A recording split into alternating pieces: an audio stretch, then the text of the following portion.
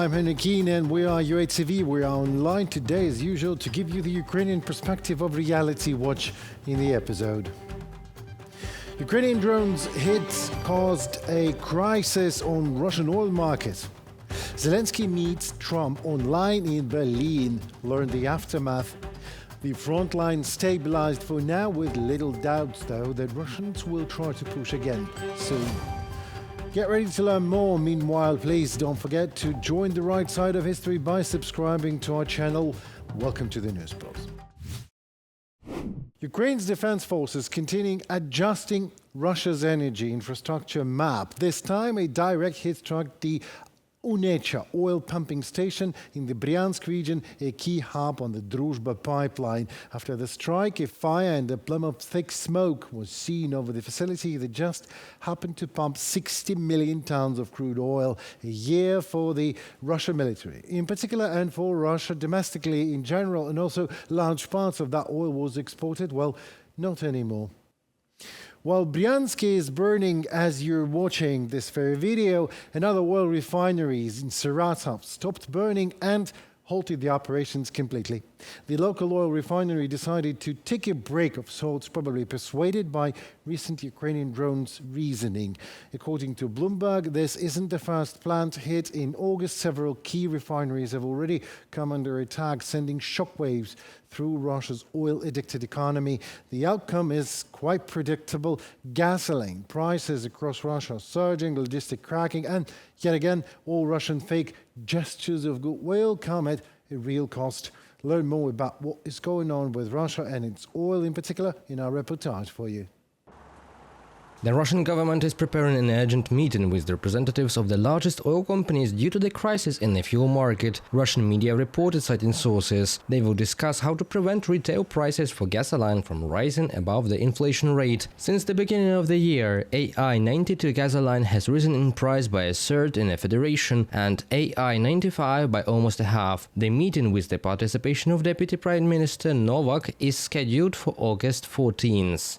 According to Rosstat, for the second week in a row, the growth in the cost of gasoline at gas stations exceeds the overall inflation rate. In addition, the meeting participants will discuss the operation of the gasoline export ban mechanism and make proposals for its further application. From a report in Russian media, the jump in gasoline prices is due to a decline in fuel production, and its cause is drone strikes on oil refineries in the aggressor country, such as the attack of Ukrainian drones on the Saratov oil refinery on the night of August 10th. The General Staff of the Armed Forces of Ukraine confirmed the hits on the facility.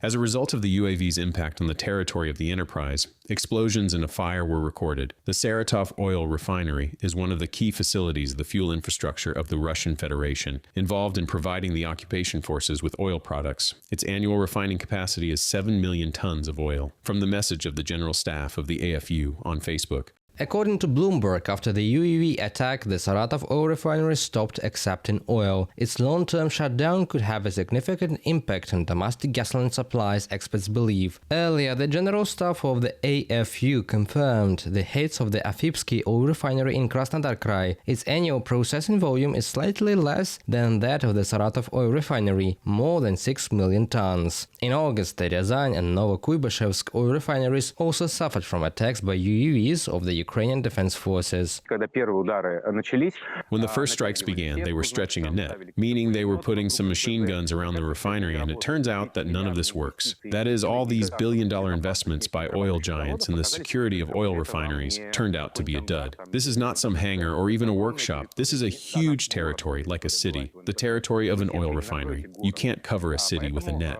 Therefore, there is only one option: either resign yourself and tolerate the rise in prices, the gasoline shortage, or solve the problem. Well, somehow ending this whole story with aggression. On August 10th, drones also attacked an oil refinery in Ukhta, almost 2,000 kilometers from the Ukrainian border. The Kremlin understands that it cannot protect its strategic facilities throughout Russia, which is why it is talking about a possible so-called air truce. Analysts say the Belarusian dictator voiced this proposal, but the idea belongs to Putin. Putin needs to make some step, propose some decision, or be left without gasoline, without fuel, and fuel is the lifeblood of the economy. Accordingly, he has a choice to either move some incredible efforts of force to protect the refineries, remove the air defense from the front, or, I don't know, throw billions of rubles into some new technologies. Surely it was Putin's idea, and not Lukashenko's about the air truce, because for Putin this is the most terrible thing. While gasoline is becoming more expensive in Russia, oil prices are falling on world markets. Reuters reported a 4% drop in world fuel prices when OPEC plus countries are increasing production. The Foreign Intelligence Service of Ukraine reported that the Kremlin is preparing for the oil price to fall to $40 per barrel, which is almost $30 less than planned in the aggressor country's budget for 2025. Reported by Andriy Dmitrenko, Pavlo Shtelmach, UATV News. Today, European leaders and Ukrainian President Volodymyr Zelenskyy will hold online talks with US President Donald Trump, hoping to convince him to respect Kyiv's interests when he discusses the war with Russian dictator Putin in Alaska on Friday.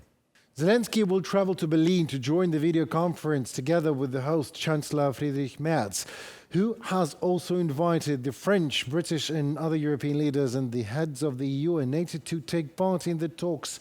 They are then expected to talk to Trump and Vice President J.D. Vance in his second round of the same conference call. The Trump-Putin meeting on Friday is so far planned to go ahead without Zelenskyy. This has fueled fears.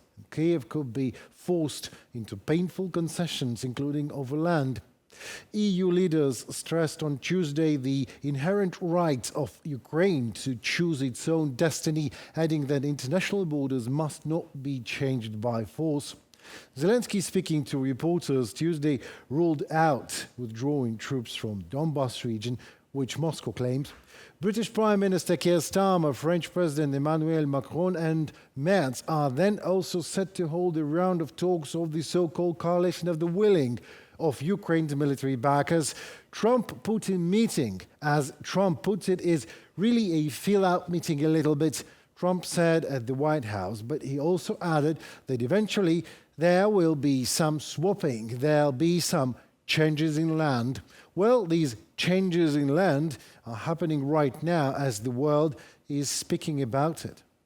We see that the Russian army is not preparing to end the war. On the contrary, they are making movements that indicate preparations for new offensive operations. Volodymyr Zelenskyy, president of Ukraine, during a daily address. Merz's office also commented that the whole idea behind the conference call is to discuss preparation of possible peace negotiations and related issues of territorial claims and security and further options to exert pressure on Russia. Well, I guess in the regard of the latter, European leaders could have been asking the head of the security service of Ukraine, Vasyl Malyuk, to provide them with the Operation Spiderweb plans. I'm sure with a couple of more options like that operation, Russia is way more keen to negotiations. President Trump knows that if the United States works for peace in Ukraine, defends Ukrainian and European interests, then he can count on our full support. We talked about important events. We also made it clear that Ukraine should be at the negotiation table if there is a next meeting. We want the right order. That means negotiations, and that should be at the very beginning. Important elements could be a framework agreement, which will come later. Third, Ukraine is ready to negotiate on territorial issues, but the starting point is the contact line. I told the President of the United States of America and all our European colleagues that Putin is bluffing. He is trying to put pressure on us before the meeting in Alaska, on all directions of the Ukrainian front. Russia is trying to portray that it is capable of occupying all of Ukraine. Of course, this is their desire. Putin is also bluffing as if sanctions are not important to him and that they are not working. In fact, sanctions are very helpful and are hitting the Russian military economy. Yes, it is true, Russia has several times more weapons, in particular 3 times more artillery and the like. But Russia also has 3 times more losses, and this is a fact. Fierce fighting continues in areas that are now and will likely remain central to peace negotiations. Russian forces have not established full control over these territories. Here is an update on the situation in the Donetsk region for you. Ukrainian and Russian sources characterized the Russian forces operating east and northeast of Dobropillia as limited sabotage and reconnaissance groups that are hiding in basements, windbreaks, and forests in the area. Russian forces have been using tactics that rely on small fire teams that infiltrate the Ukrainian near rear by finding weak points in Ukrainian defenses, at which point the fire teams wait for more forces to accumulate and then attack to try to gain a foothold and consolidate. From the Institute for the Study of War report. The enemy tried to take advantage of the gap between Ukrainian units attempting a breakthrough towards several settlements and aiming to cut off the strategically important Dobropillia-Kramatorsk highway. The assault began with heavy shelling. On the map, it looked like a risky but potentially decisive maneuver, but in reality, it appeared more like a rushed attempt to make gains before the Ukrainian command could respond. However, Ukrainian forces were just ready. Battle-hardened units like Azov and the Da Vinci Wolves were preparing a counterattack in the rear. The front line held, and although the situation was tense, it remains under control at the moment. Social media buzzed with panic and speculation. However, things did not unfold the way the Kremlin had hoped at all. Coordination and communication was swiftly re-established, reserves were deployed, and here are the results for you. Drone footage not only shows the enemy's heavy losses, but also sends a clear message. The attempted breakthrough has ended in a deadlock. The Dobropillia-Kramatorsk highway remains under Ukrainian control. Russian forces are now trapped in a localized zone, and it is them who risk being completely cut off. Those who tried to jeopardize us have suddenly ended up in a trap themselves. Even in times of war, Ukraine breaks through, this time technologically. For the first time ever in Europe, the country is introducing Starlink Direct-to-Cell satellite internet, which will work on regular 4G smartphones. The first successful tests took place in the remote locations of Zhytomyr region, where there is no mobile coverage at all.